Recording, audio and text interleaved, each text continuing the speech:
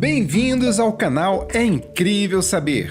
Hoje vamos falar do artefato arqueológico mais estudado de todos os tempos, o Sudário de Turim. Apesar de ser tão estudado, ainda guarda grandes mistérios que a ciência não consegue explicar. Vale lembrar que é muito importante que você deixe o seu like ao final, ok? Então vamos lá! O que é o Sudário de Turim? É uma peça antiga de linho que tem impressa a imagem de um homem com sinais de que foi crucificado. Atualmente, encontra-se guardada na Catedral de Turim. Muitos acreditam que foi o tecido que envolveu o corpo de Jesus após a crucificação. A Igreja Católica, que é a detentora do artefato, nunca se manifestou sobre a autenticidade do sudário. Para ela, não cabe à Igreja, mas sim à ciência dizer o que é o Sudário de Turim. Vamos a um breve resumo dos principais estudos sobre o sudário. Em 1898, o sudário foi fotografado e surpreendeu a revelar que a imagem no tecido não é positiva, é na verdade uma imagem fotográfica negativa. Este conceito, positiva ou negativa, surgiu com a invenção da fotografia. Como este artefato muito mais antigo que a invenção da fotografia trazia uma imagem negativa? Em 1973, o Vaticano liberou o sudário para análises científicas e descobriu-se vestígios de pólen de plantas que existiam na região de Jerusalém no início da era cristã e que já não existem mais. Esta informação foi confirmada posteriormente pelo Dr. Avinoam, que identificou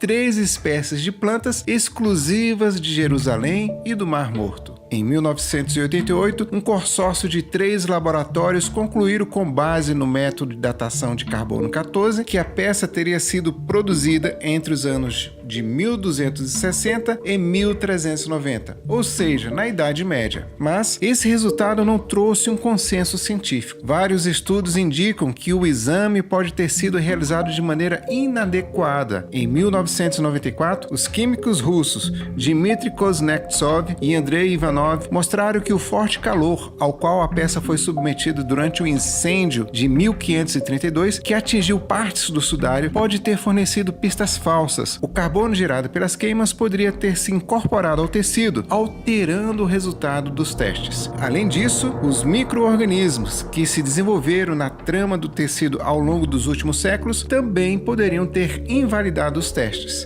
Em 1995, foi descoberta uma espécie de verniz produzido naturalmente pelos fungos e bactérias do sudário, que também podem ter afetado a datação pelo carbono. O químico Raymond Rogers, da Universidade da Califórnia, afirma que os testes de 1988 usaram amostras inadequadas e que o método de confecção do sudário indica que ele foi feito muito antes do século XIII. Ainda na década de 70, o químico Alan Adler demonstrou que, além de possuir vestígios de sangue, o tecido estaria impregnado de substâncias liberadas pelo organismo em situações de estresse. A NASA também estudou exaustivamente o sudário. Os computadores da NASA comprovaram que a impressão no tecido estava em relevo tridimensional. Segundo o professor John Weller, biofísico da Faculdade de Medicina de Connecticut, Estados Unidos, uma verdadeira imagem tridimensional gerada por uma fotografia bidimensional é um absurdo dentro da física. Como isso foi feito no passado?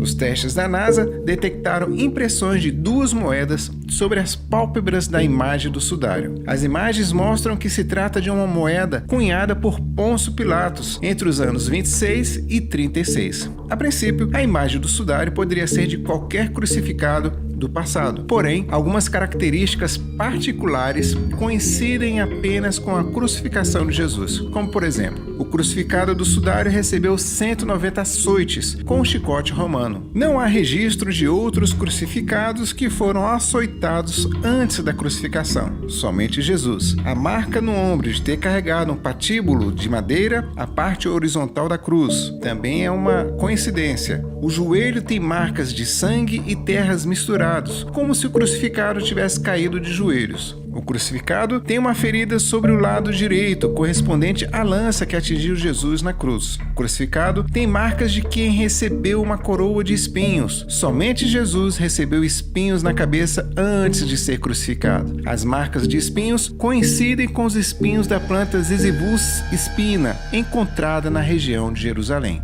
Mas o que mais intriga os cientistas é a própria imagem do sudário impressa apenas na primeira camada das fibras do tecido. Segundo Alan Adles, químico ateu da Universidade de Connecticut, dos Estados Unidos, o mais habilidoso dos artistas com traços levíssimos tingiria no mínimo 2 camadas de fibras de tecido. Como essa imagem foi impressa no tecido, vale lembrar que se trata de uma imagem negativa em 3D sobre uma impressão 2D feita há muito tempo atrás. O sudário de Turim ainda desafia a ciência. Vamos torcer para que a evolução científica traga um consenso entre os cientistas quanto à seguinte pergunta: quem é o homem do sudário? Será que o sudário de Turim é o mesmo tecido que cobriu Jesus após a crucificação? Independentemente da resposta, penso que há uma pergunta mais importante do que essa. Para você, quem é Jesus?